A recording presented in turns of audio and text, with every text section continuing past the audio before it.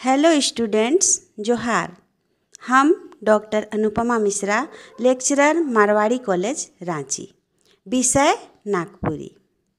आज हमरे पढ़ब कविता तेज देली, जे कि रौर मनक किताब टोंगरी और पझरा गद्य पद्य संग्रह भाग 2 में पद्य भाग में संकलित है। ई कविता कृष्ण लीला पर आधारित है, जेकर कवि धनीराम बख्शी हैं। तो सबसे पहले हमरे कविता के पढ़ब, तले उकर सप्रसंग व्याख्या करब। तो आओ पढ़ब कविता तेज देली। तेज देली, धनीराम बख्शी। हो पिया तेज देली, तेजली कुंज बने में आइन के, हो पिया तेज देली।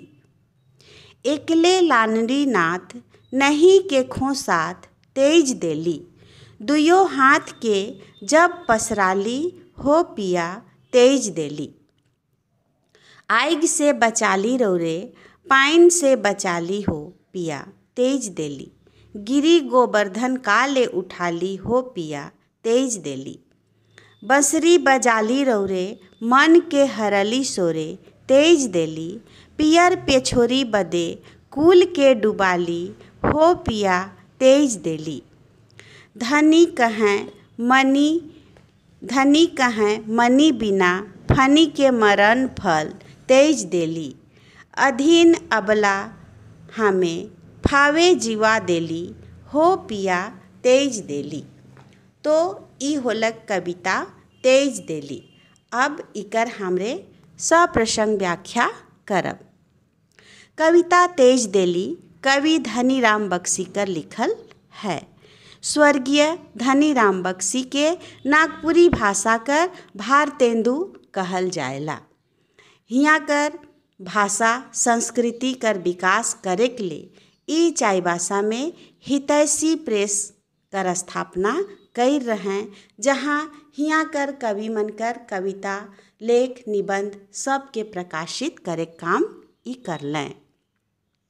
कवि बख्शी नागपुरी भाषा साहित्य कर विकास में ढेर गद्य और पद्य कर रचना आपने हो कर रहे। घासी राम कर पद्य साहित्य से ई बगरा प्रभावित रहे। इनकर कविता तेज देली कृष्ण लीला पर आधारित है। प्रस्तुत कविता तेज देली हमरे कर इलेक्टिव कर कोर्स कर किताब टोंगरी और पझरा भाग 2 में संकलित है। धनीराम बख्शी कर लिखल ई कविता राधा कृष्ण लीला पर आधारित है। कविता श्रृंगार रस में है, जे कि वियोग श्रृंगार रस है, जहाँ गोपी मनक वियोग दशा कर वर्णन करल जाहे। कविता में एगो गोपी बट से ई कविता के प्रस्तुत करल जाहे। प्रसंग ऐसन है कि कृष्ण गोकुल से मथुरा चल गेलें। उनकर वियोग में गोपी मन बहुत दुखी हो गेलें। मथुरा जाए के कृष्ण वृंदावन और आपन संगी सखी मन के एकदम भुलाए गेलें। उनकर निष्ठुरता के जान के गोपी मन उनके उलाहना देवे लागलें। ई कविता एहे नियर कर एगो उलाहना है, जे कि एगो गोपी कृष्ण के देवत है। गोपी मने कृष्ण के आपन पिया आपन प्रियतम मानत रहें। सेहेले एगो गोपी कहेला, हे पिया हमरे के काले तेज देली, माने कि काले छोड़ देली, काले भुलाए देली। वृंदावन कर कुंज बन में लाइन के हमरे कर संगे रास रचाली, आपन प्रेम कर जाल में फंसाए लेली, फिर काले छोड़ देली। हे प्रियतम कृष्ण रौरे एकले मथुरा चल गेली, केखो संगे नहीं लेली। इतना इतना संगी साथी गोपी मन केव के संगे रौरे नहीं लेली। हमरे कर बिना तो रौरे एकला कहों नहीं जात रही, मुदा काले ऐसन कर ली, काले एकला हमरे के हियाँ छोड़ रख ली। जखन रौरे मथुरा जात रही, हमरे रौर पाछे पाछे आवे लागली। हमरे के छोड़ के ना जाऊ कह के हमरे दुयो हाथ के पसराली। मुदा रौरे के कटिको दया नहीं आलक और हमरे के कांदते कलपते छोड़ के रौरे चल गेली। जखन गोकुल में आग लाई जाए रहे तो रौरे सबकर जान के बचाली। इंद्र कर कोप से इतना पानी बरस रहे कि गोकुल नगरी डूबे लाग रहे। से बेरा रौरे गोवर्धन पहाड़ के हाथ में उठाए के हमरे कर जान के बचाए लेली।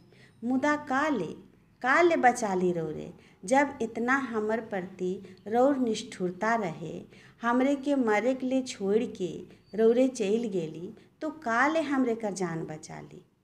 रौर बंसुरी कर धुन ऐसन रहे जेकर से मुहाय के हमरे सब गोपी मन रौर ठीन चल आवत रही।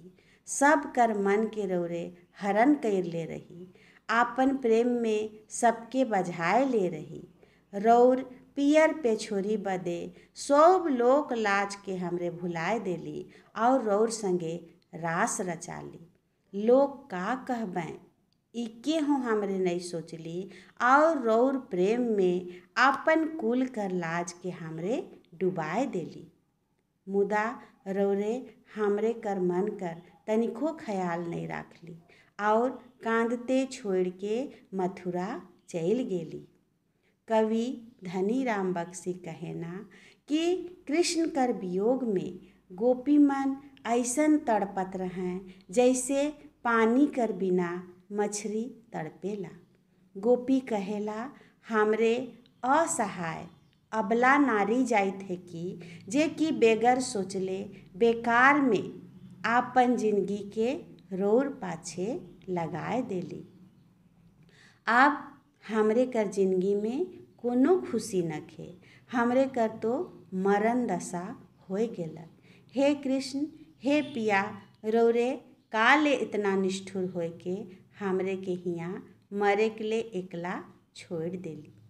ई होलक कविता कर मूल भाव।